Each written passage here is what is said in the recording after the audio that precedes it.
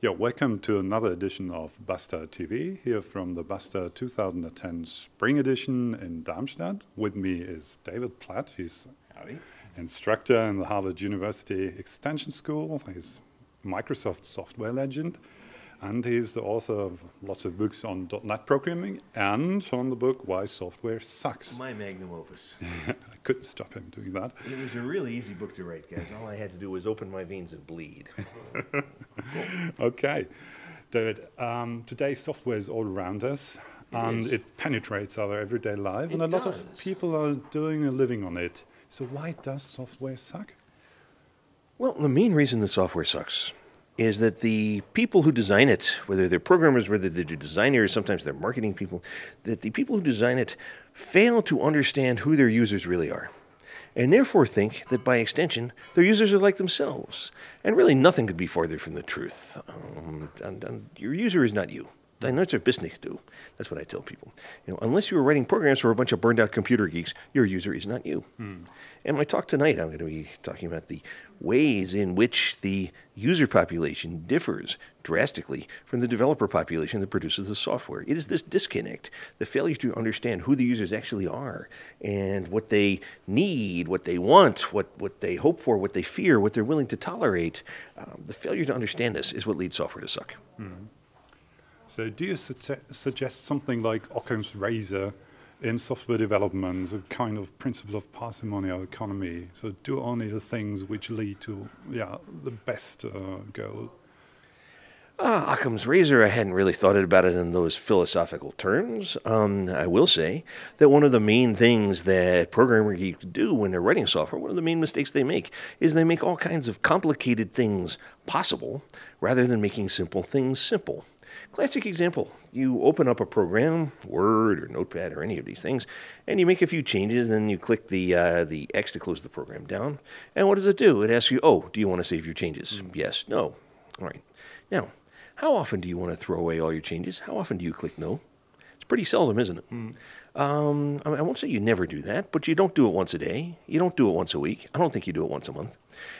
Yet, every time you finish an editing session, you either have to, when you close down the window, you have to click yes to save, or you have to click the save button before you leave the program.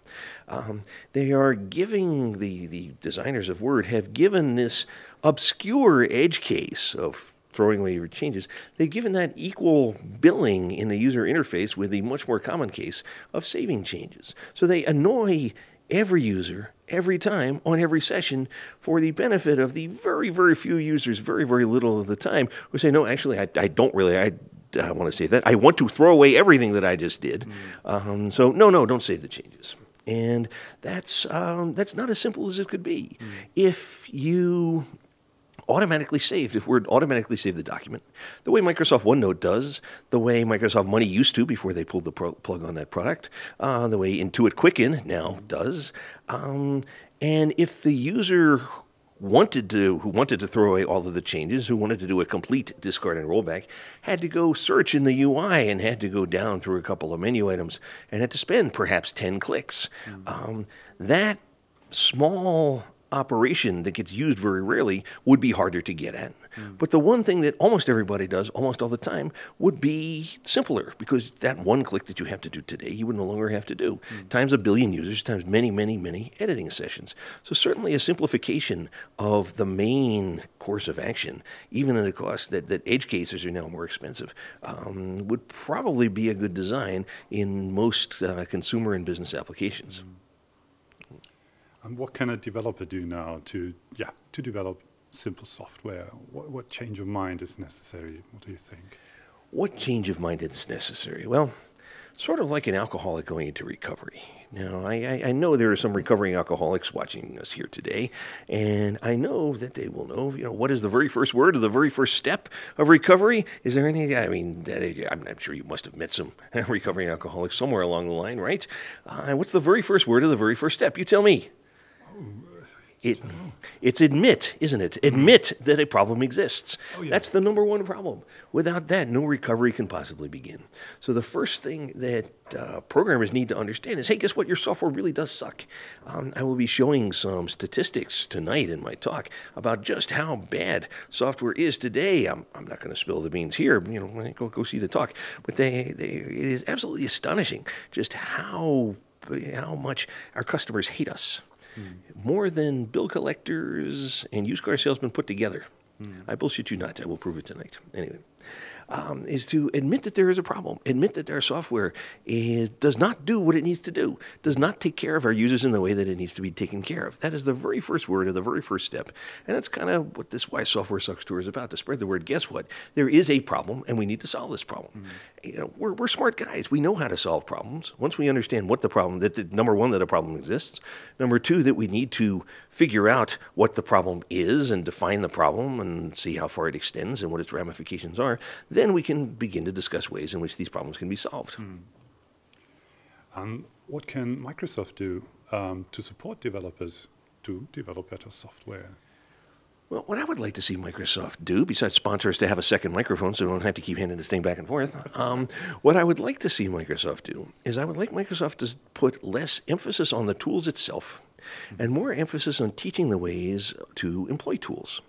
If you look at WPF, the Windows Presentation Foundation, and Silverlight, the new graphics environments, those are very, very powerful graphics environments. And Microsoft evangelists just turn cartwheels in their just religious ecstasy over what wonderful tools these are and how powerful they are. Well, anything that is powerful, any tool that is powerful or sharp, is always by definition double-edged. And if WPF is more powerful than what it replaces, in the same way that a chainsaw is more powerful than a handsaw. But precisely because a chainsaw is more powerful than a handsaw, you can do a whole lot more damage with it a whole lot more quickly than you could with a chainsaw. And therefore, it is much more important to know and understand and follow what the safety rules are, to understand the capabilities and the limitations of the tool, to understand the ways in which the tool can be used to provide good, useful, helpful things that make a user happier and more productive, and conversely to understand the way that it can kick back the way a chainsaw can kick back and actually hurt somebody, instead and make them less happy and less productive. I would really like to see Microsoft spend more time and a lot more money, ideally on me, to go around and tell people to develop some materials for how these tools should be employed well, how they should be managed safely, usefully, productively, and then go around spreading the word about that, teaching exactly how to do it. Not just say, here is how you do a color gradient, because that's very easy. There's a lot of that around. But to say, what does a color gradient say to a user? How does it make a user feel? Under what circumstances is it a good and useful and helpful thing to do with a user? And under what circumstances does it inflict physical pain on a user? Because I showed both of those in my talk this morning. Okay. So, thank you very much for this very short, but very instructive thoughts. Hopefully this video will help one or two developers to be motivated to develop better and happier making a software. Thank you very much. Thank you for having me, Mirko, and then thank you, audience.